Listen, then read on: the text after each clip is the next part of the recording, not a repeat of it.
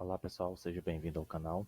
Hoje vamos resolver a questão número 38 do concurso da CEMIG, Banca Fundep, prova da Engenharia Química 2023.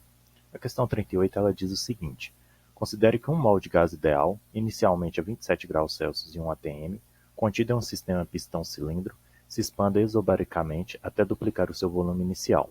A expansão ocorre gradativamente e não há atrito entre o pistão e as paredes do cilindro, tornando o processo reversível. Além disso, as paredes do sistema permitem a troca térmica entre o gás e as vizinhanças. E foram dados alguns dados, como a constante dos gases, a equação dos gases ideais, PV igual a nRT, e a conversão de temperatura em graus Celsius para temperatura em Kelvin, em escala absoluta. E pergunta que, nesse contexto, a temperatura do gás em graus Celsius ao final desse processo vai ser igual a quanto? Inicialmente, essa questão, a gente tem que observar alguns pontos que foram dispostos. O primeiro dele é que a questão diz que é um gás ideal, ou seja, então a gente pode usar a lei dos gases ideais para poder estar resolvendo essa questão. A questão também fala que o processo ocorre e esse sistema ele vai se expandir isobaricamente. O que isso significa? Que vai haver uma expansão a pressão constante. Então, a pressão do início vai ser igual à pressão no final do processo. E também fala que não há atrito entre o pistão e as paredes do cilindro, o que torna o processo reversível. Isso significa que não há perda de calor por meio de atrito, então essa energia que seria dissipada ela é desconsiderada do processo. E também tem uma informação da última frase que diz que as paredes do sistema permitem a troca térmica entre o gás e a vizinhança. Isso basicamente é para falar que o sistema não está isolado termicamente. Então ele permite essa troca, mas como não foi dito nem falado nenhuma questão de transferência de calor ou perda de calor para o meio ambiente, essa informação só nos diz que o sistema ele não está isolado termicamente. Então a gente faz um desenho, um esboço aqui, entre o processo no início, em que a gente tem um gás contido em um cilindro, e tem um pistão aí que está exercendo uma pressão para manter esse gás dentro desse cilindro. Vai ocorrer então uma mudança e ao final desse processo o gás então ele vai se expandir, vai duplicar o seu volume, como diz o enunciado, e vai ocorrer alguma mudança térmica aí dentro, alguma mudança térmica nos parâmetros.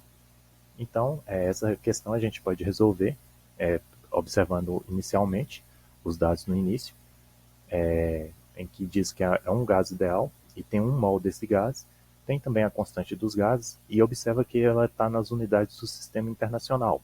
Então já é importante fazer uma conversão das outras unidades para adequar todas no sistema internacional para facilitar os cálculos. Então ele diz que a temperatura é de 27 graus Celsius, fazendo a conversão para a escala absoluta em Kelvin, então a gente tem que seria 300 Kelvin. Essa conta aqui seria somar o 27 mais os 273. A pressão ele fala que é igual a 1 atm, e a gente sabe que 1 atm é igual a 101 e 325 mil Pascal. E a gente precisa descobrir então qual que seria esse volume inicial. Então a gente pode usar a lei dos gases ideais, que PV é igual a nRT.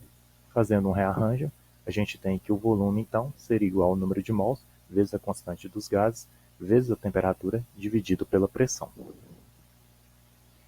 Então a gente substitui os valores, faz uma análise das unidades e chega que o volume inicial seria de 0,0246 metros cúbicos.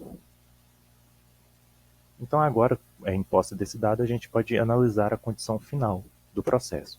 Então foi dado que no final vai continuar sendo um gás ideal, o número de mols não se altera, então seria de 1 mol, a constante dos gases é a mesma, e pede-se a temperatura ao final desse processo.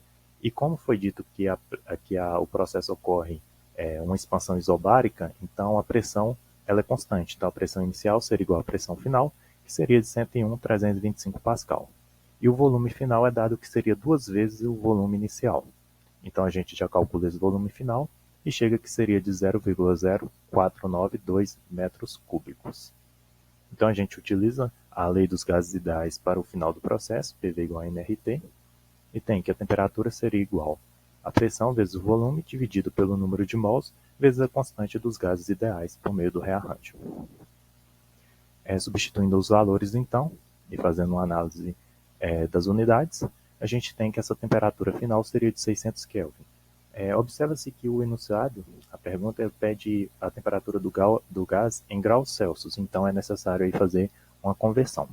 Então a gente teria que a temperatura seria de 327 graus Celsius, ou seja, gabarito letra D.